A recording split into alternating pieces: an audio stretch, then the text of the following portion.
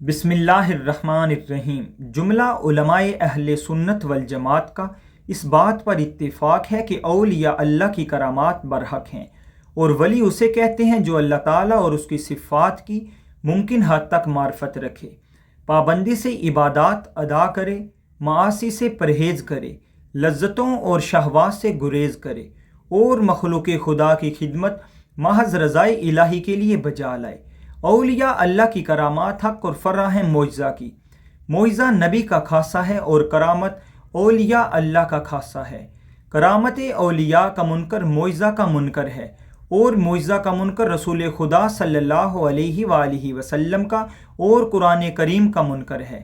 جیسا کہ قرآن کریم میں حضرت زکریا کے بیٹے حضرت یحییٰ کی پیدائش، حضرت مریم کے پاس بے موسمی پھل کی موجودگی، اور حضرت سلیمان علیہ السلام کے وزیر آصف بن برکھیا کے ملکہ بلقیس کے تخت کو 1000 میل سے زیادہ فاصلے سے فوری طور پر حاضر کرنے کے واقعات کا ذکر موجود ہے۔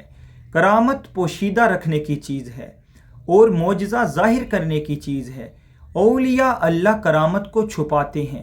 اگر کسی کافر، فاسق اور جادوگر سے کوئی امر خارق عادت صادر ہو تو اسے استدراج کہتے ہیں۔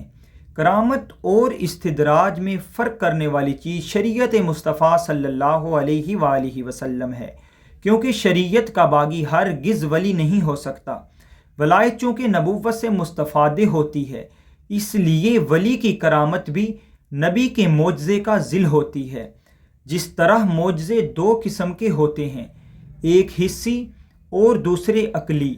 حسی وہ جو انسان کو فوراً محسوس ہو جاتے ہیں، مثلاً عصا کا سام بن جانا، لوہے کا ہاتھ میں لیتے ہی موم بن جانا وغیرہ۔ عقلی وہ معجزے ہوتے ہیں جو دیر پا ہو، مثلاً قرآن کریم کے یہ قیامت تک باقی رہنے والا زندہ و جاوید معجزہ ہے۔ نبی کے معجزے کی طرح کرامت بھی 2 قسم کی ہوتی ہے، ایک حسی اور دوسری عقلی۔ اللہ تعالیٰ اپنے فضل و کرم سے اپنے بعض اولیاء کرام کو دونوں قسموں کی کرامتیں حسی اور عقلی عطا فرماتا ہے۔ ان کے ذریعے لاکھوں گم کردہ راہ ہدایت پاتے ہیں، کافر مسلمان ہوتے ہیں اور تقوی اور پارسائی کی اعلیٰ منزلیں طے کرتے ہیں۔ راکم الحروف نے جب غوث المعظم راہبر اعظم الحاج پیر نذیر احمد سرکار مولوی رحمۃ اللہ علیہ کی حسی کرامات کا اندازہ کرنے کی کوشش کی تو احساس ہوا کہ آپ رحمۃ اللہ علیہ کی کرامات کا اندازہ ممکن ہی نہیں۔ یوں محسوس ہوا جیسے ایک بڑا دریا جوش طغیانی پر ہے اور اس پر لا تعداد لہریں اٹھ رہی ہیں۔ یہ کیسے ممکن ہے کہ کوئی شخص ان لہروں کا شمار کر سکے؟ کئی حسی کرامات کا ذکر تو اعلیٰ حضرت کی سوانح حیات مکتوبات اور ملفوظات میں موجود ہیں۔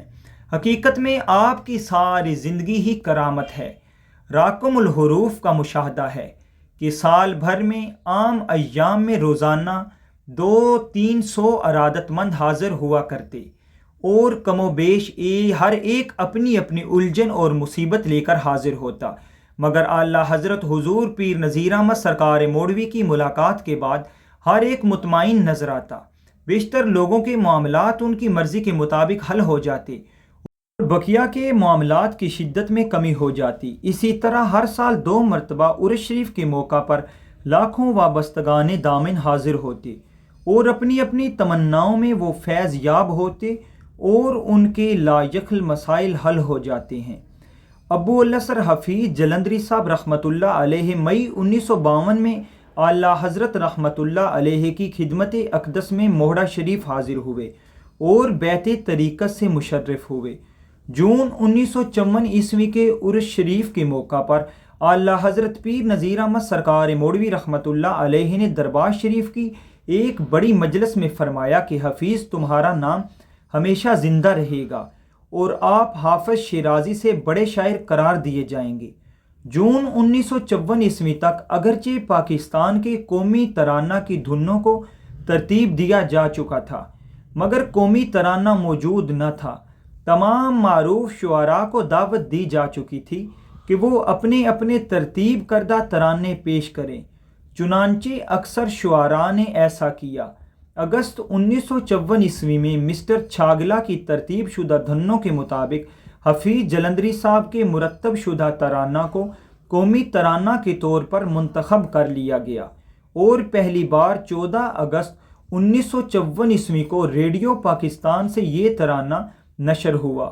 ماہ ستمبر میں راکم الحروف حفیظ جلندری صاحب سے ان کی کوٹھی ماڈل ٹاؤن لاہور ملاقات کے لیے گیا تاکہ ترانہ پاکستان کی کامیابی پر انہیں مبارکباد پیش کروں، تو انہوں نے بڑی محبت سے اعلیٰ حضرت حضور پیر نذیر احمد صاحب المعروف سرکار مولوی رحمۃ اللہ علیہ کی عنایات کا ذکر کیا اور بتایا کہ مجھے اس ترانہ کے الفاظ کی مناسب ترتیب میں خاصی دشواری پیش آ رہی تھی کہ اعلیٰ حضرت پیر صاحب نے خواب میں میری رہنمائی فرمائی اور مجھے اس کا اسلوب اور الفاظ کی بندش سمجھائی اور حکم دیا کہ اٹھو اور تحریر کرو۔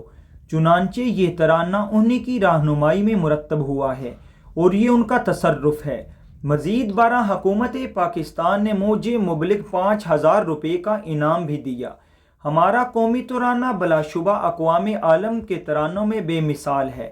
انتہائی مختصر الفاظ میں وطن عزیز کی نغماتی تعریف ہے جس سے حب الوطنی کا جذبہ ابھرتا ہے اور اس کی بنیاد اسلامی نظریہ پر ہے۔